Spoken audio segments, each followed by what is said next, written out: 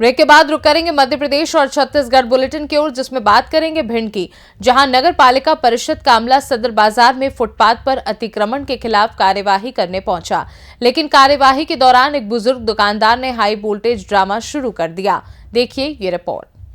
भिंड में नभा की फुटपाथ अतिक्रमण कार्यवाही के दौरान बुजुर्ग दुकानदार ने किया हाई वोल्टेज ड्रामा। बता दें कि भिंड नगर पालिका परिषद का अमला सदर बाजार में फुटपाथ पर अतिक्रमणकारियों के खिलाफ कार्यवाही करने पहुंचा। फुटपाथ पर कार्यवाही होता हुआ देखकर एक बुजुर्ग दुकानदार ने हाई वोल्टेज ड्रामा शुरू कर दिया। दरअसल नगर पालिका परिषद द्वारा सदर बाजार में दुकानों के बाहर सामान बेचे जाने की शिकायतें मिल रही थी। इस पर कार्यवाही करने के लिए नपा अमला सदर बाजार में कार्यवाही करने पहुंचा और फुटपाथ पर रखे सामान को जब्त करने लगा, जिसे देखकर एक बुजुर्ग दुकानदार ने अपने सामान को सड़क पर फेंकना शुरू कर दिया। कुछ देर बाद बुजुर्ग दुकानदार को समझाकर शांत कर दिया गया।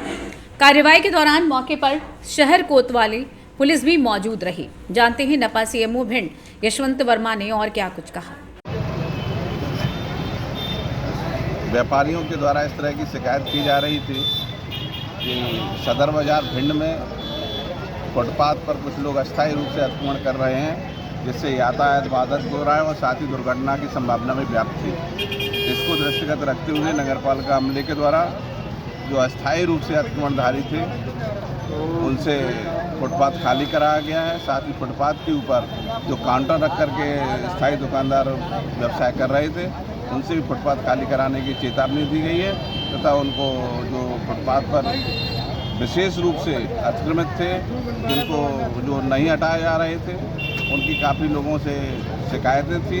ऐसे लोगों पर चालानी कार्रवाई भी की गई। कितने की चालानी कार्रवाई की राशि है सर? निरंतर रूप से चालानी कार्रवाई की जाएगी। अगर इस तरह से फुटपाथ पर शासकीय भूमि पर यातायात बाधित न होगा तो निश्चित रूप से पर डे प्रतिदिन ही चालानी कार्रवाई की जाएगी। चालानी कितने दुकानदारों पर चालानी कार्रवाई प्रचलन में है। अभी इसका नहीं बताया जा सकता कि कितनी चालानी कार्रवाई हुई। चालान की सर राशि क्या रहेगी? चालान की राशि 3000 रुपये। सर बता दें कि यहाँ पे सदर बाजार में अभी आप कुछ माह पहले यही अभियान चलाता और फिर फुटपाथ लगने लगे, और इसके लिए क्या संदेश? लोग फिर व्यापारी तो मान नहीं रहे, नगर पालिका को कुछ समझ नहीं रहे। समझाइश दी गई है। जो फुटपाथ था उस पर ट्यूबवेल पोल लगा दिए गए हैं। साथ ही शीघ्र ही डिवाइडर का कार्य प्रारंभ हो जाएगा, जिससे जो बीच में जो फुटपाथ रहेगा उस पर अस्थायी जो अतिक्रमणाधिकारी हैं वो फुटपाथ पर अपना व्यवसाय नहीं कर सकेंगे। कुछ व्यापारियों ने विरोध किया है इस कार्रवाई का, सामान भी फेंका, क्या मामला क्या था जी? जो अतिक्रमणधारी हैं जो विशेष रूप से गैलरी बाधित कर रहे हैं, जो आमजन के लिए जो बाहर से लोग आते हैं व्यापार करने के लिए जो आवागमन का रहता है रास्ता, उस पर उन्होंने काउंटर करके अतिक्रमण कर रखा था। वो अपनी निजी भूमि समझ रहे थे, जबकि वो शासकीय भूमि है, उस पर काउंटर रख करके विक्रय नहीं कर सकते। ऐसे लोगों ने विधान उत्पन्न किया है, तो उन्हीं लोगों पर चालानी कार्रवाई की गई है और सख्ती से कार्रवाई की गई है। जी, भिंड नगरपालिका सीएमओ यशवंत वर्मा ने कहा कि हम भिंड से सी न्यूज संवाददाता विनोद शर्मा की रिपोर्ट। छतरपुर जिले के बिलगांव गांव के कुकरौंधा धाम में रामदूत हनुमान जी का प्राचीन मंदिर स्थित है, जहां हर साल 9 वर्षों से शिव महापुराण का आयोजन किया जाता है और इस साल भी 22 जनवरी से 30 जनवरी तक यह आयोजन हुआ। देखिए ये रिपोर्ट। छतरपुर जिले के बिलगांव गांव में लगभग 2 किलोमीटर की दूरी पर जंगल में बना कुकरौंधा धाम एक दिव्य स्थान है, जहां रामदूत हनुमान जी का एक प्राचीन मंदिर है। उसी मंदिर प्रांगण में विगत 9 वर्षों से शिव महापुराण का आयोजन हर वर्ष किया जाता है और इस वर्ष भी 22 जनवरी से 30 जनवरी तक शिव महापुराण का आयोजन किया गया, जहां कथावाचक गुरु महाराज पंडित राजकुमार त्रिपाठी के मुखारविंद से 9वीं बार कथावाचन किया गया। आपको बता दें कि गुरु महाराज के द्वारा 11 बार शिव महापुराण किए जाने का संकल्प लिया गया है।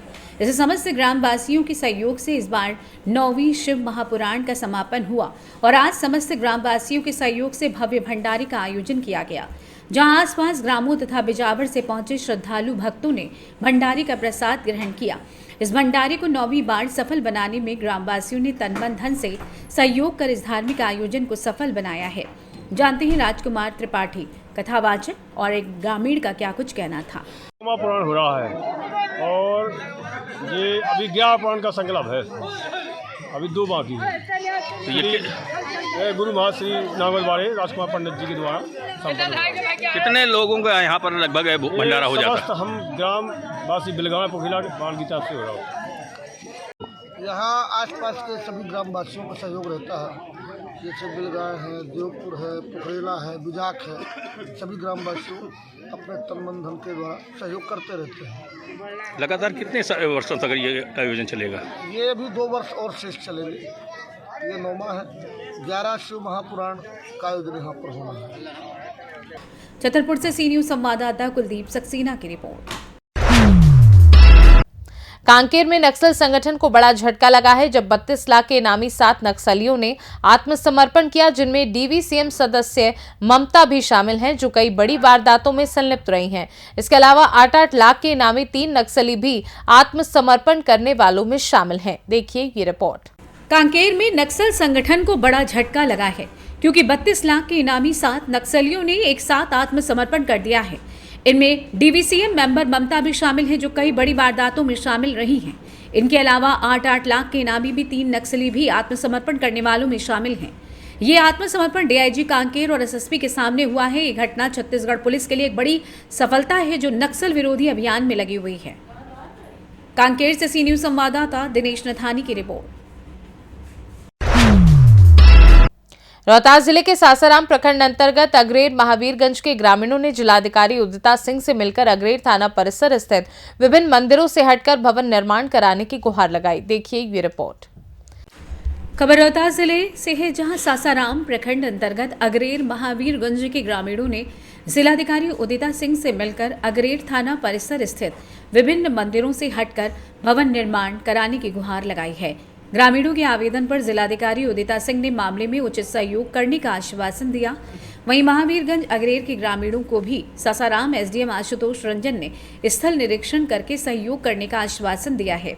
ग्रामीणों ने बताया है कि अग्रेर थाना की स्थापना पहले से ही महामंचा बाबा प्राचीन महावीर मंदिर दुर्गा मंदिर स्थित है, जहां आसपास के दर्जन भर से अधिक गाँव के लोगों का यहाँ आस्था से जुड़ाव है।